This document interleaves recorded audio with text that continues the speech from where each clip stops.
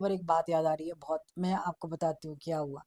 मैं 31 मई को मंदिर गई थी।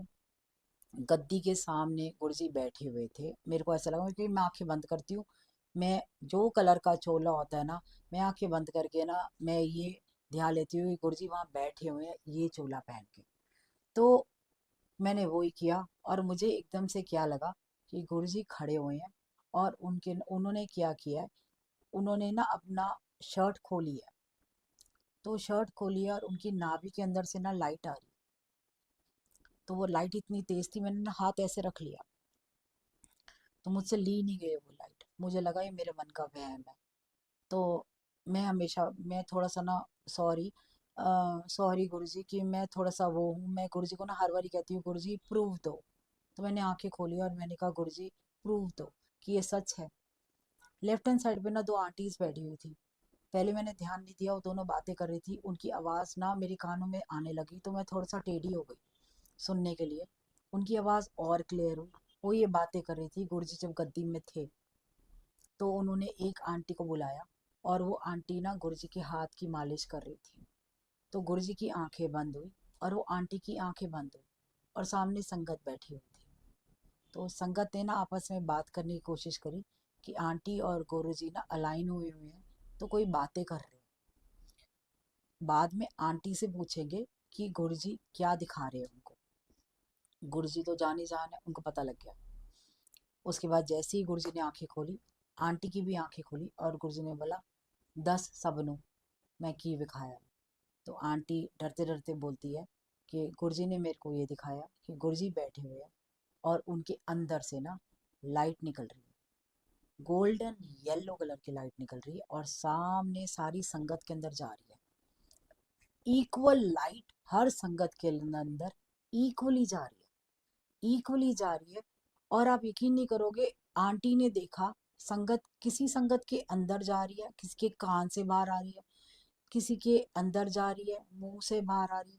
मतलब जितने किसी के पोर्स है वहां से बाहर आ रही है। बहुत कम लोग हैं जिनके अंदर जा रही है और अंदर ही वो लाइट में कन्वर्ट हो रहे हैं।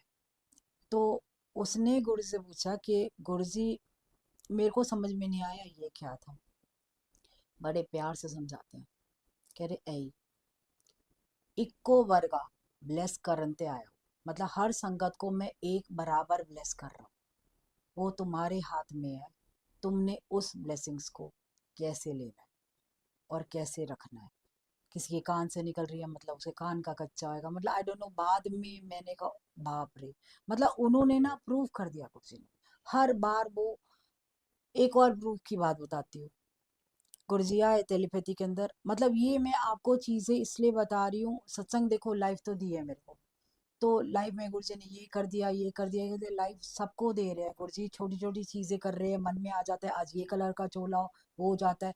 मन में आए आज ये लंगर हो, मिल जाता है।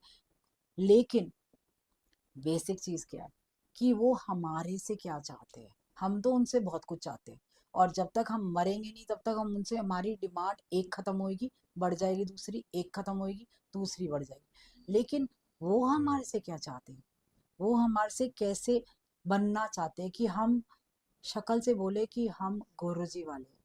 मतलब बताती हूँ आपको कि मैंने देखा गुरुजी ना एक बहुत बड़ा ओशन है वहाँ खड़े है, वाइट कलर के चोले के अंदर, वही फ्लोर टचिंग उनका चोला और एक जाल, मतलब मछली का जाल। उसके अंदर से ना मछलियां निकाल रहे हैं और साइड पे रख रहे हैं, मछलियां निकाल रहे हैं साइड पे रख रहे हैं। अब ये यकीन नहीं करोगे संगत जी कि मेरे को ना डर लगा कि मैं क्या बोलूं। मैं खड़ी हो गई वहां जाके, लेकिन समझ में नहीं आ रहा था गुरुजी क्या कर रहे हैं। तो गुरुजी ने देखा, कह रहे समझ में आया। मैंने कहा नहीं। कह रहे चल नाल चल बड़े बड़े काम करने, ये बोल दिया उन्होंने। तो मैंने देखा मछलियां जो वो निकाल रहे थे ना तड़प रही थी, तड़प तड़प के कोई गुरुजी के चरणों के पास आके दम तोड़ रही थी, कोई तड़प रही थी, तड़पते तड़पते वापस पानी में जा रही थी। और गुरुजी वही कर रहे थे, जाल में से निकाले, बाहर निकाले, मछलियां निकाले, साइड पे रखे। तो गुरुजी ये करके ना जाने लग गए, मैं पीछे पीछे चली गई। मैं सोचती रही ये क्या है ये क्या है ये क्या है। सपने का आंसर तो दे देते हैं, कोई बात नहीं, ये सपने में टाइम लगेगा। मैं संगत जी गई जलंधर मंदिर। जलंधर मंदिर गई, वहां बाई चांस एक अंकल मिल गए, बहुत पुरानी संगत। जलंधर मंदिर में गुरु जी के रूम के बाहर ना लेफ्ट में ना एक्वेरियम है। तो अंकल ने क्या बताते, मैंने उनसे कुछ नहीं पूछा, मैंने कहा अंकल को सत्संग सुना दो। कह रहे अच्छा सुनो क्या। संगत लगी हुई थी, संगत लगी हुई थी तो वहां गुरुजी बैठे हुए थे। बहुत कम संगत होती थी वहां गुरुजी की। तो शब्द चलते वक्त ना गुरुजी गद्दी से उठे, बाहर निकले, उन्होंने एक्वेरियम की तरफ देखा और देख के ना मुंह नीचे किया और रूम में चले गए। रूम में जाके गुरुजी बाहर आए, उन्होंने दोबारा एक्वेरियम में देखा और दोबारा जाके गद्दी में बैठ गए। उन्होंने एक्वेरियम की तरफ देखा तो एक मछली और उस आंख का क्या कांटेक्ट हुआ मुझे नहीं पता, लेकिन वो उसने बताया अंकल ने, और वो बैठ गए। 5 मिनट के बाद ना मछली एक्वेरियम से बाहर निकलती है, जमीन पे तड़पती है, जमीन पे तड़पती है। तो एक संगत आके उसको उठाने के लिए जाती है तो गुरुजी ना अंदर से आवाज मारते हैं, ना रहने दे। मछली तड़प रही होती है, दूसरी छलांग वो दरवाजे पे मारती है मछली तड़पते हुए, और तीसरी छलांग गुरुजी के चरणों में मारती है और मर जाती है। तो सत्संग खत्म होने के बाद गुरुजी सेवादार को कहते हैं कि मछली को ले जाओ। उसके बाद हिम्मत करके संगत ने पूछ लिया, गुरुजी मछली, तो कहते हैं मैं, कहते देख। गुरुजी ने बहुत सिंपल तरीके से बताया, मतलब पंजाबी में बोला तो मैं हिंदी में बताती हूँ। जब गुरुजी गए थे तो गुरुजी और आंख मछली की एक, उनकी ना दोनों का एक कॉन्वर्सेशन हुआ था। गुरुजी ने वैसे ही पूछा मछली से क्या चाहिए। मछली ने बोला आप। गुरुजी ने कहा 3 छलांगा लगानी पाओगी। मछली कहती है डन। तो ये हुआ, आपने देखा 1 2 3। और उस दिन मेरे को सपना भी याद आया कि गुरुजी हमारे को भंवर से बाहर निकाल रहे हैं, हम तड़प रहे हैं। तड़पते तड़पते इतना तड़पे, तड़प के अगर गुरुजी के चरणों तक आ गए, तड़पना देखो पड़ेगा, उनके चरणों तक आ गए, वहां दम तोड़ा तो गुरुजी मिलेंगे। नहीं तो तड़पते तड़पते द्वारा द्वारा भवसागर में जाओगे, वो बेचारे फिर निकालेंगे, फिर तुम्हारे को निकाल के साइड पे करेंगे, हम फिर घुस जाएंगे उसमें, फिर उस गेड़े में, लोगों में, उनकी बातों में फंस जाएंगे। वो बेचारे वो निकाल रहे हैं लेकिन अब फिर घुस रहे हैं। इतना सिंपल उन्होंने दिखा दिया कि देखो अगर मैं चाहिए।